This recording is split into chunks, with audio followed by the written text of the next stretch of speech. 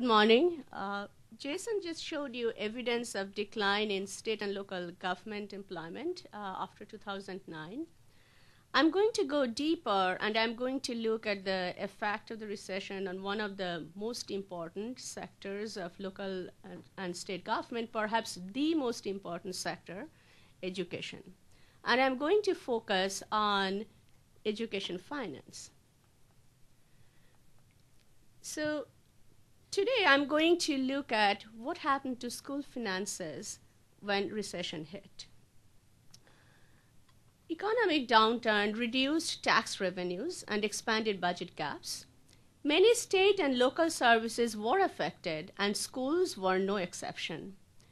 The federal ARRA education funding started in the fall of 2009 to ease budget pressures. Under the ARRA, $100 billion was allocated to states for education, out of which $5.6 billion went to New York, and $2.2 billion went to New Jersey. These funds were to be spent by the fall of 2011, and New York won an additional $700 million under the rest to the top competition. Now, the main objectives of ARRA were to save and create jobs and to improve student achievement and close achievement gaps. Now, I'm going to give a brief outline of the briefing, but before that, it might be worth noting that this is really the first research that looks at the impact of recessions on school finance. In fact, there is no research before this that looks at the effect of either the Great Recession or any other recession on schools or school finances. So this will be, today we are going to look at really the first results. So what I'm going to do is I'm going to first look at patterns in overall school finances in New York and New Jersey. This will include long-term trends in school finances. I will also look at changes during recession and the federal stimulus period. And at each step, I'm going to highlight differences between New York and New Jersey.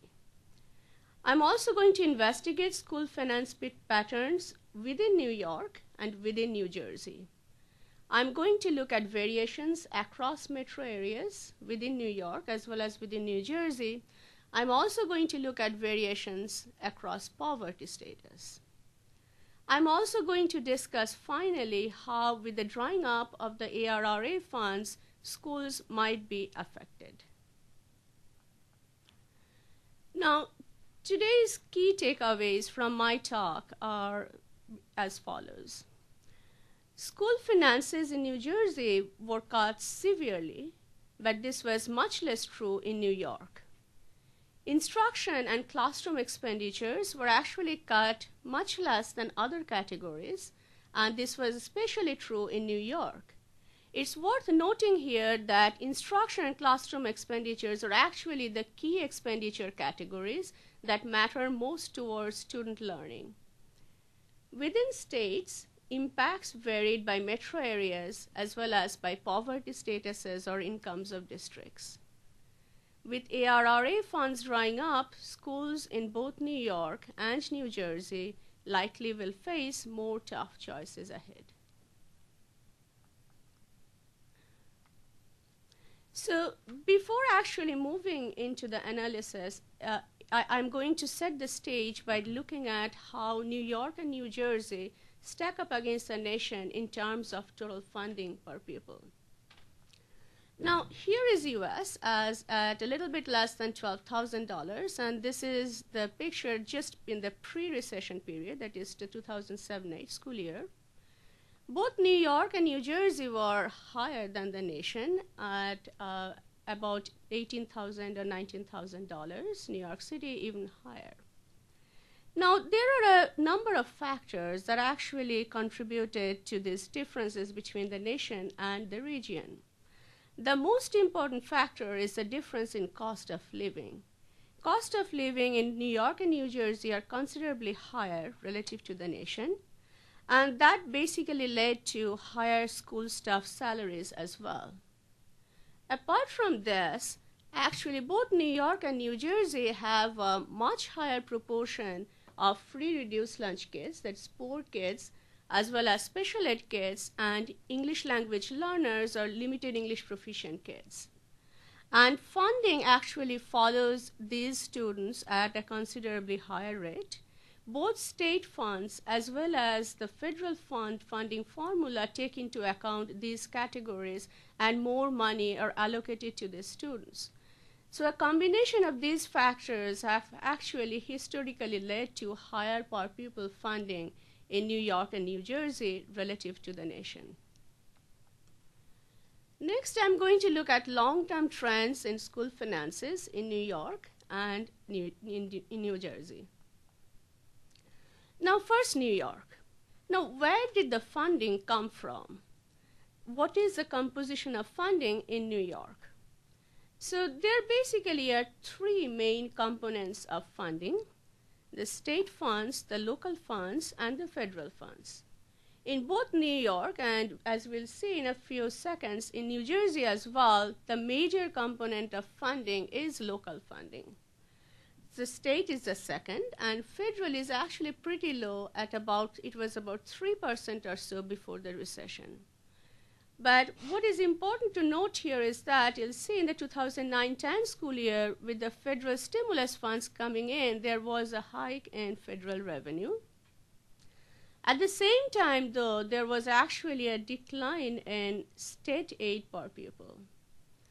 In total, though, with all the three components taken together, total revenue pretty much remained on trend in New York. This map shows the distribution of percent of district funding coming from federal sources before the recession in the 2007-8 school year. While there was a pretty wide dispersion of funding, as you can see, federal funding within the various across the various districts in New York, the important point to note here is that the percent that came from federal funds was pretty low at 3%. In contrast, after the stimulus funds came in, there was a almost a dramatic increase in funding coming from federal sources in New York. And it was pretty much across the board, and the average rose from around 3% to close to 7%. Now let's look at New Jersey. New Jersey also has three main sources of funding, and local funding also is the major component, the most important component in New Jersey as well. Federal funding in New Jersey as well before the recession amounted to around 3%. With the federal stimulus funds coming in, you again see a hike right here in New Jersey. In New Jersey, there was a fall, actually a much steeper fall in state aids in New Jersey. And state, local, and federal funds taken together actually could not keep revenue on trend. There was a pretty steep fall in total revenue per pupil in New Jersey following the recession. Now, this map shows the distribution of funding coming from federal sources in the immediate pre-recession period. And this map shows the distribution after the stimulus money came in. In New Jersey as well, as you can see, there was an increase in federal funding, but it's less dramatic, and it's also pretty widespread. Now I'm going to zoom in on the post-recession period, and I'm going to have a closer look at New York and New Jersey school finances after the recession. Now, for this purpose, I'm actually going to use an empirical method for the rest of my for the rest of my presentation. And I'm actually going to discuss that method right here, right now. So the method is essentially boils down to looking at the shifts from expected pre-recession trends in the post-recession period. And I'm going to illustrate that using one of my variables, New Jersey's local revenue per pupil. Now, this is the actual path of New Jersey's local revenue per pupil before recession. Now, using these actual points, I compute an estimated trend before the recession. I use this estimated trend and project the expected path of local revenue per pupil after the recession. So this is basically the expected path, that we might have expected the local revenue per pupil to continue on if there was no recession. In contrast, this is the actual path. So this gap, the gap between the expected and the actual in 2009, gives the effect of the recession in 2009 on local revenue per pupil in New Jersey. This gap gives the effect in 2010. So what I'm going to do is I'm going to take these gaps, the 2009 gap and the 2010 gap, and I'm going to represent them as percentages of the pre-recession base and look at these percent gaps in 2009 and 2010. So the charts that I'm going to show you are going to look like this, histogram style charts, where corresponding to each variable there are going to be two bars. The first bar will be blue and will correspond to the first year after recession, 2008-9. Second bar will be red and it will correspond to the stimulus funding year, the second year after recession. Now, while I have detailed data on various components of school finances through 2010, I don't have that detailed data after 2010 because school finance data typically lags behind a few years. But I do have some budgeted data from the recent years, 2011 and 2012. And I'm going to use them in the later part of my talk to actually come up with estimated shifts or estimated gaps in the 2011 and the 2012 school years. And I'll show you those in a few minutes. So let's look at the effect on school finances in New York. First, let's look at total expenditure and total funding per pupil. As you can see, in New York, there was pretty much no effect on either expenditure or funding per pupil. On the other hand, there was a major compositional change within total revenue. So there was, as we talked about earlier, there was a stimulus money that came in the 2010 school year, which led to a pretty big hike in federal aid per pupil that year. But at the same time, state aid actually fell that year. Local fell as well. So there was actually a substitution of funds, substitution away from state and local and towards federal aid after the recession. Now, let's look at the various components let's look at New Jersey. And as you can see, in New Jersey, total expenditure and total revenue actually show pretty different patterns. For total expenditure and total revenue in New Jersey, we do see pretty sharp declines. When we look at federal aid per pupil, there was again a hike, but it's actually considerably smaller than what we saw in New York. State aid, on the other hand, shows a sharp decline, and this is actually bigger than the decline that we saw in New York. And there were declines in local revenue as well. In New Jersey, again, we see evidence of substitution of funds away from state and local and towards federal funds. Now, let's look at composition of expenditures. The main component of expenditure is actually instructional expenditure, which is teacher salaries and classroom supplies. And this also constitutes the major chunk of expenditures. Then there are other non-instruction categories which have lower shares, like instructional support, student services, utilities, transportation, and student activities like athletics.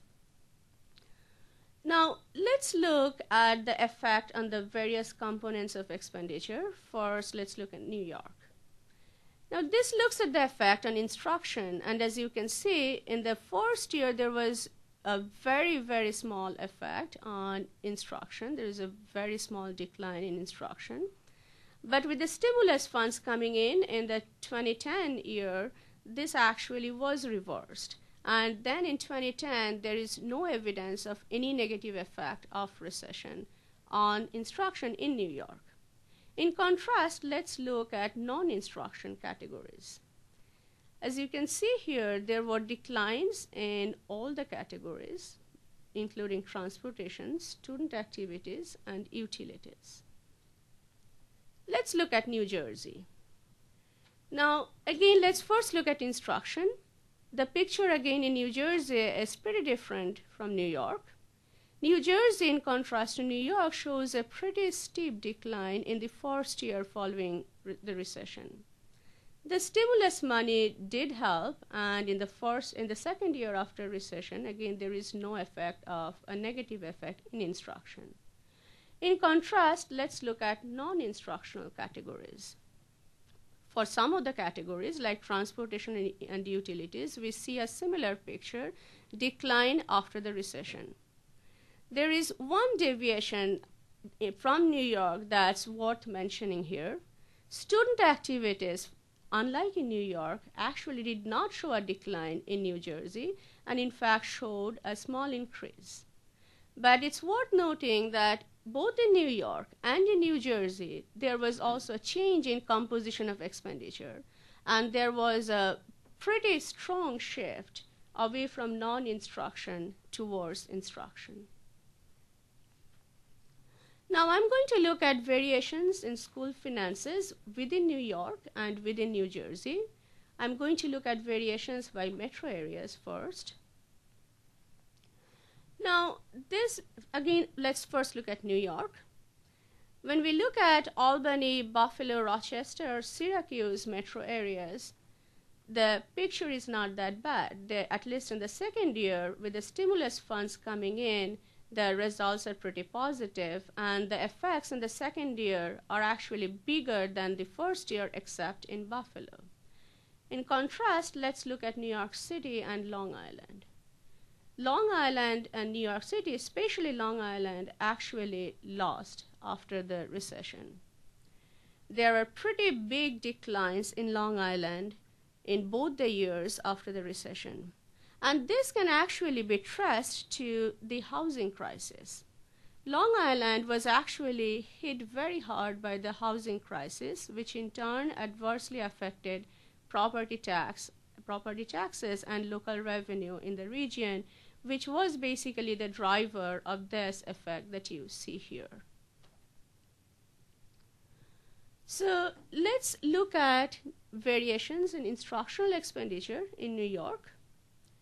While in the first year you see some small evidence of decline in some of the metro areas, in the second year all the metro areas here actually did pretty well, and there are evidences of increases in all these metro areas. In contrast, let's look at Long Island. Long Island actually is the only metro area that shows declines in instructional expenditure, and this has continued in spite of the federal stimulus funding. Now, let's look at New Jersey. So variations by total expenditures. And if you see, the picture again in New Jersey is very different from New York. And you see declines everywhere, and they are actually much larger declines than you saw in New York. Let's look at instruction. The first year, again, you see evidence of pretty sharp declines in each of these metro areas. In contrast, in 2010, with the stimulus funds coming in, there is evidence of recovery, and there is no evidence of any negative effect, at least on instruction.